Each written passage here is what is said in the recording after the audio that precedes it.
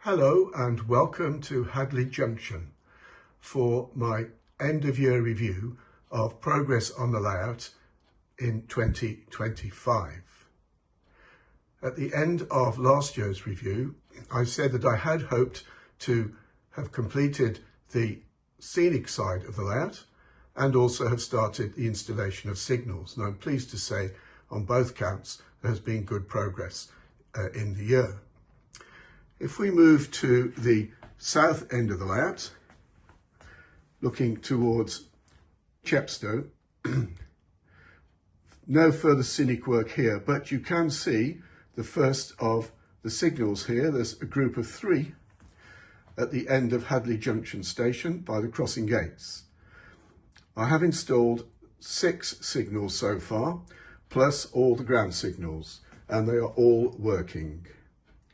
Panning round the station, as I say, no real further developments this year apart from a herd of cows in the back there. They're Herefordshires, which I believe were around in the 1930s and a common breed. So we now come towards the goods yards area. This was an area that I had not started at the start of this year, but hopefully you can see there is good progress.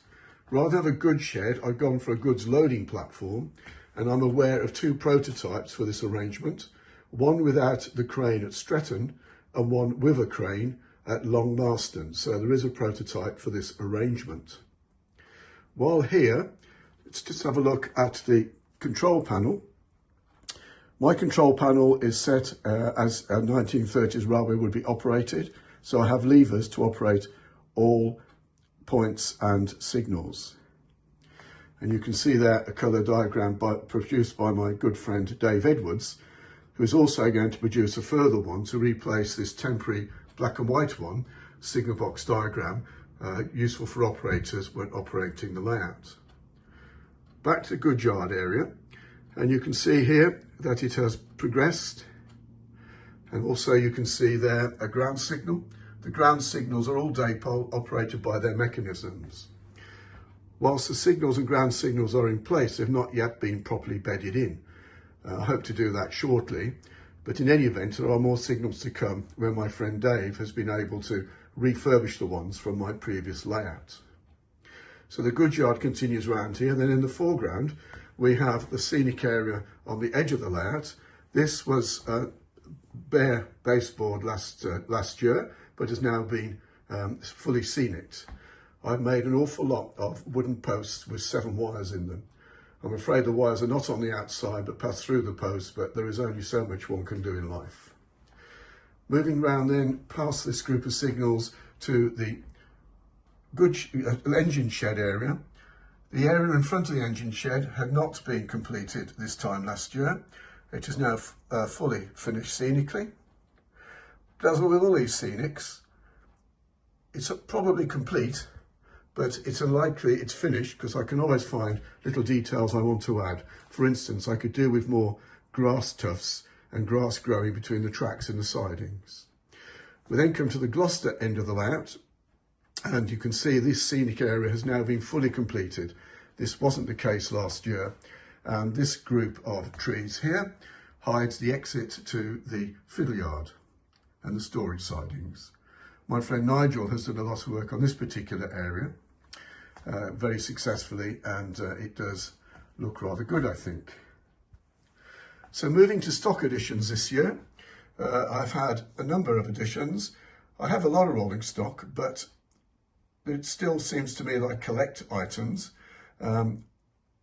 Most of what I intend to add in the coming years are going to be kit built. In fact, I've got 2 kits under construction at the moment. Maybe they'll be finished in 2026. The Pearson & Co wagon was a special edition for the Severn Valley Railway get-together that my friend Martin Wood persuaded me to buy to support their event on the railway, which I was pleased to do. The Stubbs & Company salt wagon is a Slater's kit built by the late Ray Ashdown, which was given to me in the autumn. The Siphon F, a very fine model, I believe it was by Kemmelway originally. I bought that from the Gage O'Gill Bring and Buy stand in September. And the last 3 wagons were built by Ed from the Model Railway Club, and I acquired them. He made a very good job of building them. I only did a little bit of detail work on them and a little bit more weathering. The siphon at the end, which came from Ed, but is actually a Western Models kit, ready to run item. In reality, all these siphon 01s, the original diagram, had gone by the First World War. However, in my world, this one survived and is used to transport the milk up and down the branch to Hadley from the Hadley Junction. So, all in all, a satisfactory and successful year.